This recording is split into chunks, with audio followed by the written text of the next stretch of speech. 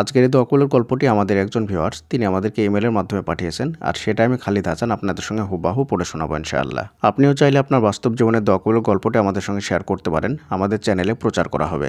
দোয়াকুলের গল্প পাঠানোর জন্য আমাদের ইমেল আইডি ব্যবহার করবেন। আমাদের ইমেল আইডি হলো khalidhasan6695@gmail.com। এটা আমরা ডিসক্রিপশনে লিখে দিচ্ছি। তো চলুন গল্পটি শুরু করা যাক।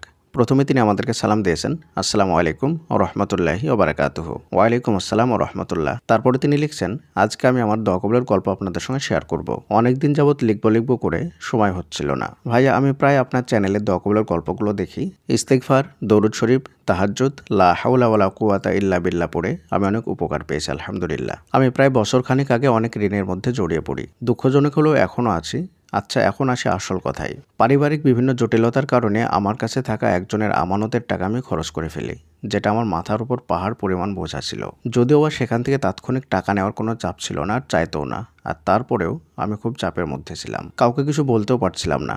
হঠাৎ রোজার শুরুর দিকে কিভাবে যেন জানলাম আমানতের খেয়ানতকারীর আমল কবুল হয় না। আমি একদম পাগলের মতো হয়ে গেলাম এটা জানার পরে। শুরু করলাম দোয়া করা। এর মধ্যে জানতে পারলাম আম্মুও ঋণের মধ্যে জড়িয়ে পড়েছেন। তার কাছে কিছু টাকা রাখা হয়েছিল, সেটাও তিনি খরচ করে ফেলেছেন। সত্যি বলতে প্রচণ্ড সমস্যায় পড়েই খরচ করেছিলেন তিনি।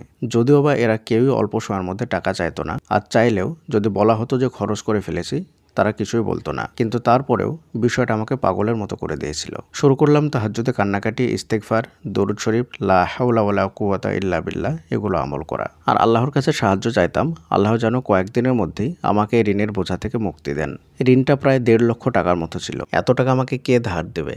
যে দিবে সে তো সুদ চাইবে, আর সুদে টাকা নেওয়া হারাম। তাই আমার সামনে সমস্ত দরজায় বন্ধ দেখছিলাম। কিন্তু মনের মধ্যে বিশ্বাস ছিল আল্লাহ কোনোদিনও আমাকে খালি হাতে ফেরাবেন না। হঠাৎ এমন একজনের কথা আল্লাহ মনে করিয়ে দিলেন, যাকে বলতে লজ্জা লাগছিল। তিনি ভালো পরিচিত, কিন্তু টাকা চাইবো এমন সম্পর্ক তার সঙ্গে ছিল না। 2 রাকাত নামাজ পড়ে আল্লাহর নাম নিয়ে তাকে সাহারির পরে মেসেজ দিলাম। দুপুরে কথা হলো।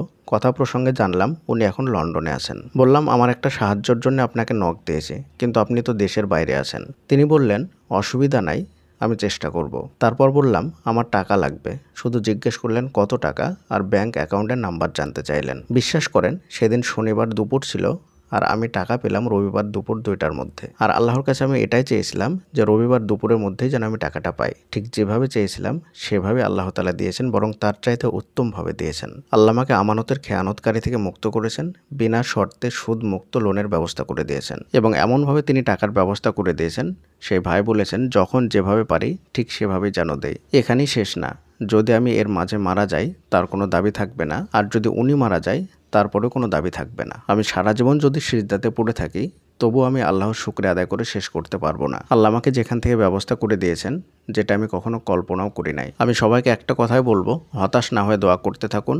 অন্তরে সৎ ইচ্ছা এবং রিজিক হালাল থাকলে অবশ্যই আল্লাহ তাআলা আপনার দোয়াকে কবুল করবেন। যে ব্যক্তি বেশি বেশি ইস্তেগফার করেন, আল্লাহ তাআলা তাকে এমন জায়গা থেকে সাহায্য করেন যেখানে সে কখনো কল্পনাও করতে পারবে না। ইস্তেগফার, দরুদ শরীফ, তাহাজ্জুদ এবং লা হাওলা ওয়ালা কুওয়াতা ইল্লা বিল্লাহ এই আমলগুলো এমন পাওয়ারফুল আমল, যে কোনো বিপদে পড়ে, যে কোনো সমস্যায় পড়ে এগুলো যদি আমল করা যায়, তাহলে অবশ্যই আল্লাহ তাআলা আপনাকে সাহায্য করবেন। যে কোনো সমস্যা, বিয়ে হচ্ছে না, ইস্তেগফার করুন। রিজিকের ব্যবস্থা নেই, ইস্তেগফার করুন। ঋণে জর্জরিত, ইস্তেগফার করুন। পাত্রীপক্ষ পছন্দ করছে না, ইস্তেগফার করুন। যে কোনো সমস্যায় পড়ে বেশি বেশি ইস্তেগফার করলে আল্লাহ তাআলা অবশ্যই আপনাকে সাহায্য করবেন। ইস্তেগফার, দরুদ শরীফ, তাহাজ্জুদ, লা হাওলা ওয়ালা কুওয়াতা ইল্লা বিল্লাহ এবং সঙ্গে দোয়া ইউনুস।